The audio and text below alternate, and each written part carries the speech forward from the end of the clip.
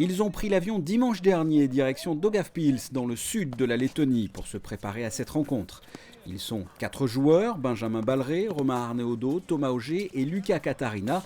Ils seront guidés par Guillaume Couillard, leur entraîneur, et depuis peu le nouveau capitaine de cette équipe de Monaco.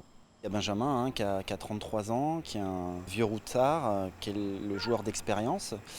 On a Romain Arneaudo qui a 24 ans, qui a prouvé qu'il était capable de hausser très haut son niveau, donc on compte sur lui aussi. Et on a Thomas Auger qui maintenant est surtout entraîneur avec moi, mais qui garde un niveau de jeu excellent, notamment en double, qui a été un très bon joueur aussi en simple. Et on a le nouveau Lucas Katarina qui a fait une première saison sur le circuit l'année dernière, qui a fini l'année 790e mondial, donc a fait ses preuves. Et c'était tout à fait logique de l'intégrer dès cette année dans l'équipe, quoi. Les joueurs monégasques ont intensifié leurs entraînements ces dernières semaines en vue de cette rencontre. Ils ont fait appel à une société de préparation physique, BFS Training.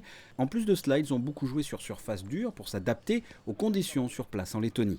Cette confrontation est capitale pour l'équipe.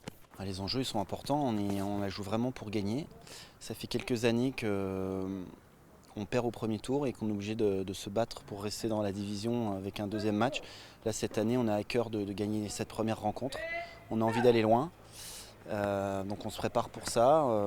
Et on a un joueur comme Benjamin qui a maintenant beaucoup d'expérience, qui va bientôt arrêter sa carrière, il lui-même le dit. Donc rien que pour lui, on a envie de faire un dernier parcours et aller loin, quoi.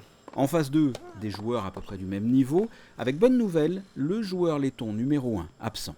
On sait que Gulbis, leur numéro 1 qui doit être top 20 encore, ne sera pas là, donc c'est vrai que c'est déjà un bon point pour nous. Et les autres, c'est des joueurs qu'on côtoie, c'est des jeunes qu'on côtoie dans les tournois, on sait qu'ils jouent très bien. Il y en a un qui vient de finir ses études aux États-Unis, donc qui commence à se lancer aussi sur le circuit et il vient de gagner un tournoi par exemple.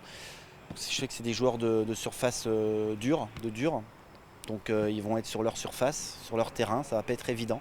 Mais encore une fois, l'état d'esprit va, je pense, faire la différence. On est remonté à bloc là, on a vraiment envie de gagner ce match. Alors je ne sais pas ce qui se passera, mais ce qui est certain, c'est que les joueurs qui rentreront sur le terrain, c'est ceux qui accepteront d'aller au bout d'eux-mêmes, voire encore plus. Je ne sais pas comment on peut appeler ça, mais il va falloir qu'ils aient une générosité dans l'effort énorme.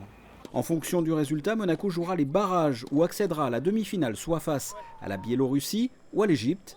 En attendant le premier tour de la Coupe Davis Lettonie-Monaco dès vendredi avec les 2 premiers simples. Nous y reviendrons sur Monaco Info.